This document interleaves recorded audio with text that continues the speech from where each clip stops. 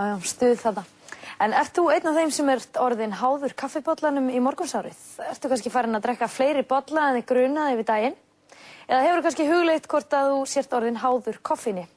Ragnhildur Steinunn og Steingrímur Dúi hittu Dr. Jack James í dag, en hann prófessor og veit allt kaffi. Meðal kaffidrykkja landsmanna eru 3 til 5 bollar. Sumir drekka eflaust miklu meira magn og enn aðrir sötra kaffi til þess að bæta frammistöðu sína, losna við þreytu og hreinlega koma sér í rétta gírinn fyrir daginn.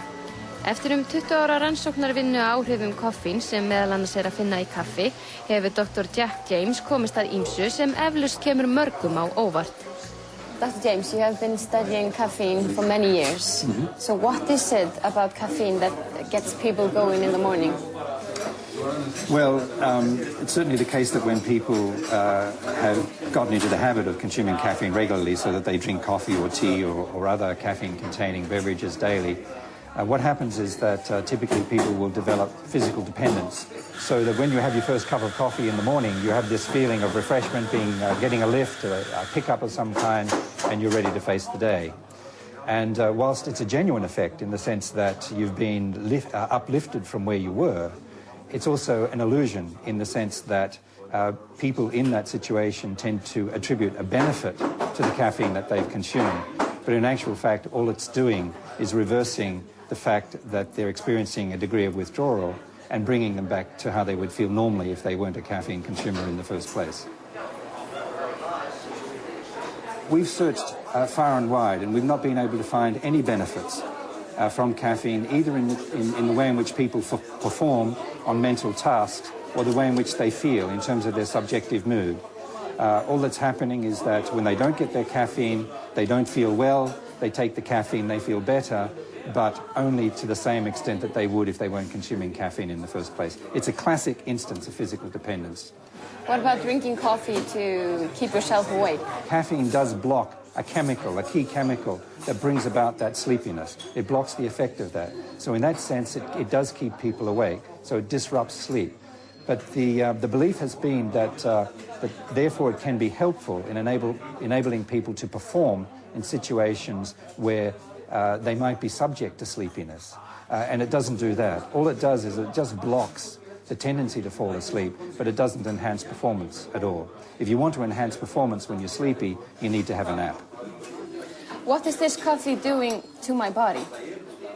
Well, it's doing lots of things. One of the things that it's doing is it's elevating blood pressure, and that's one of the things that we focused on, because cardiovascular disease, coronary heart disease and stroke, cardiovascular diseases account for the most common causes of death and disease in Iceland and in other developed countries. And blood pressure, increased blood pressure level is the main predictor of an increased risk of cardiovascular disease. For a long time, even though it was known that caffeine elevates blood pressure, it was thought that people develop tolerance to that effect, so that once you become a regular user, that you no longer experience this increase in blood pressure.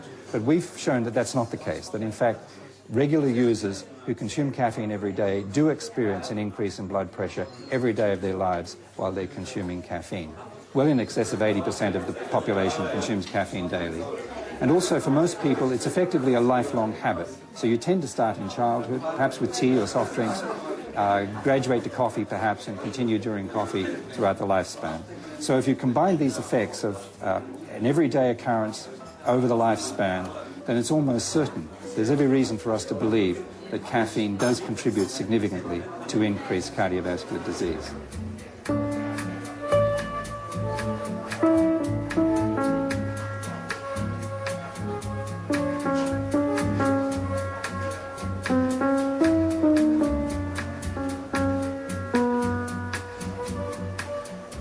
The effects in children are similar to the effects in adults, actually, but it's interesting to note that the amount of caffeine that children consume now in soft drinks and in more recently introduced energy drinks is increasing, and it's increasing at a fairly large rate. But another interesting distinction you can make between children and adults, even though the effects of caffeine are essentially the same, is that the pattern of usage is different. So that whereas adults tend to very carefully regulate their caffeine consumption, so that they have a fairly strict habit of drinking the same amount of caffeine each day at the same time, they can avoid the withdrawal symptoms that come from caffeine when you haven't had it for some time. The consumption patterns in children tend to be less regular than that, and so that it's very likely that a lot of the day-to-day symptoms that kids experience of being tired and irritable and maybe having a headache and so on, some of those symptoms are almost certainly going to be attributable to the fact that they're in the early stages of withdrawal from caffeine. What do you think is the age at which most people are first exposed to caffeine? And the answer to that question is a negative number. It's less than 0. Most people are exposed to their first doses of caffeine during pregnancy in the uterus. And that's verified by the fact that most newborn infants have significant levels of caffeine in their blood at birth. Another interesting thing there is that newborn infants can't metabolize caffeine the same way in which adults do. So it stays in the body much longer than it does in adults, in the newborn. So that it's very likely that at birth, some children in the first days of life may experience some caffeine withdrawal. If people just suddenly decided, the entire population suddenly decided to give up caffeine today, we've estimated that the impact of that could be as large as decreasing the incidence of coronary heart disease by 10 or 12% and decreasing the incidence of stroke by as much as 18 or 20%. So would you say that caffeine is lethal? Well, it's lethal in that sense, but it might be slightly provocative to say that it's a lethal drug. All of the evidence suggests that it does contribute to illness within the community, and some of those illnesses involve the risk of mortality. So, yes, in that sense, you could describe it as lethal.